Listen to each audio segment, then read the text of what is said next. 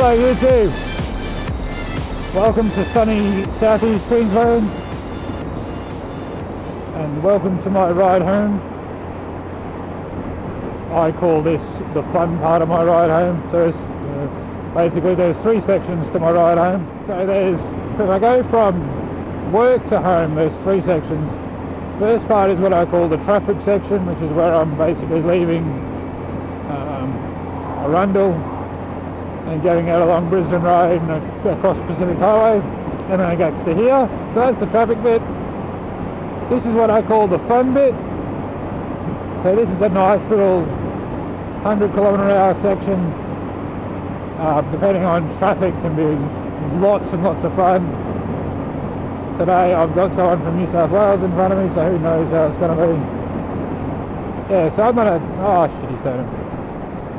So I'm going to be quiet, and I'll probably speed this up a little bit just to give you a bit of a idea of my ride home, and I'll come back to you when I get to what I call the straight section, which is an extremely straight and boring piece of road that I've got to ride on every day. So what I'll do is I'll do a bit of vlogging when I get there, but here's what I call the fun bit of my ride.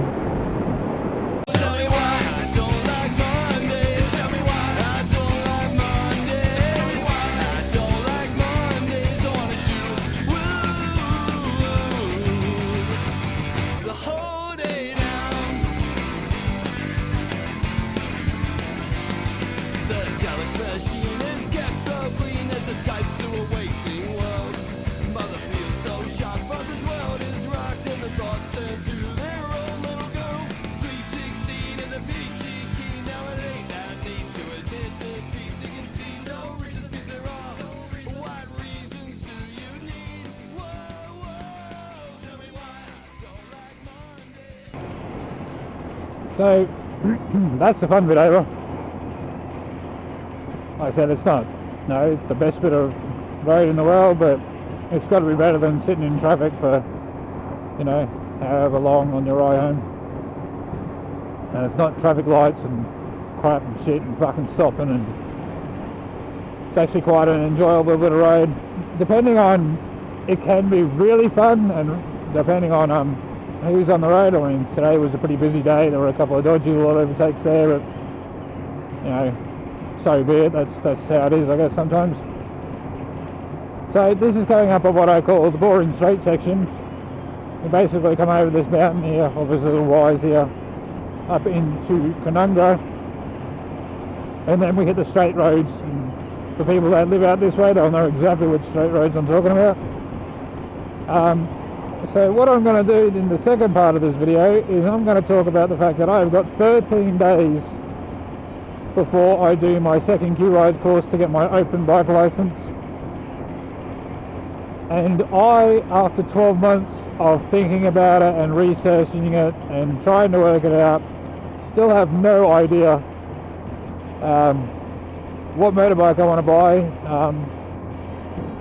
I guess the last couple of months I've gotten a little bit closer and a little bit more practical about what bike I'm going to get. You know, if you had asked me 12 months ago what bike I was going to get, it was pretty straightforward. It was going to be a Daytona 675, and there was no negotiating on it. That was the bike I was going to get, and I wasn't sure. That was it. You know, if you asked 12 months ago, that's it, 675 Daytona. But no other bike existed as far as I was concerned. After riding for 12 months and riding a couple of super sports bikes, I've kind of decided that I've got about an hour and a bit, oh no, not an hour and a bit, just under 2 hours of commuting every day. So I really want something that's going to suit my commute as well as my weekend sort of enjoying the twisties and stuff. So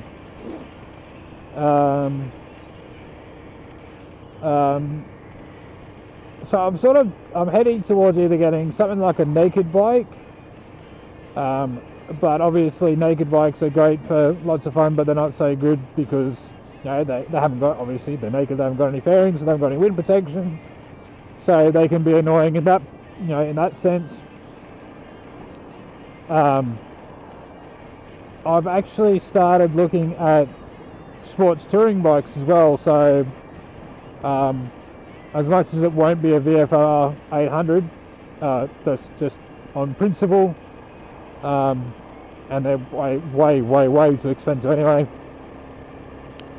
I'm looking at a couple of, like I said, it's either going to be a sports touring bike, and I've got a couple of ideas, and I've got a boss who's going to let me take his for a nice little weekend ride. Thanks, boss. And I've got a couple of nakeds in mind. I'm looking at I'd love the Triumph, so I'm honestly thinking about a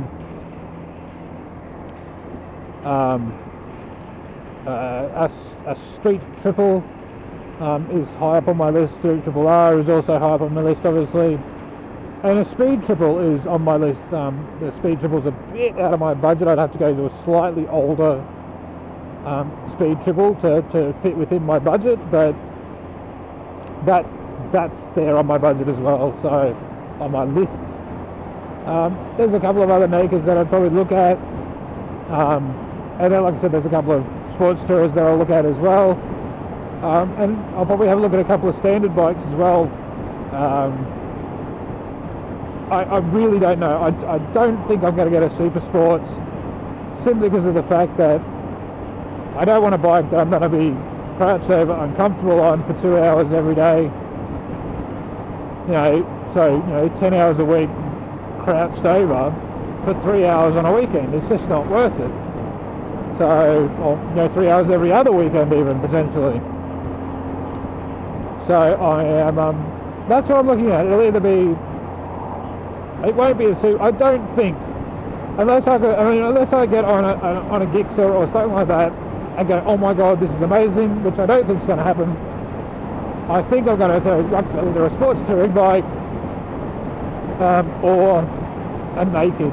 I was talking to my lovely wife about a sports touring bike.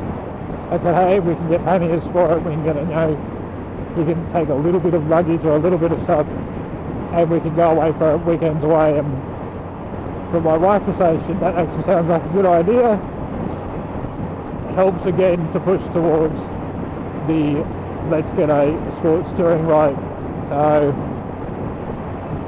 anyway, so this is the official start of the straight road, and it's straight and it can be fast depending on who's in front of you or how fast my little 250 decides to go. So I'll speed up this a little bit and you can see the last bit of my awesome ride, or I might just cut it out. So, Aussie Moto Matt out.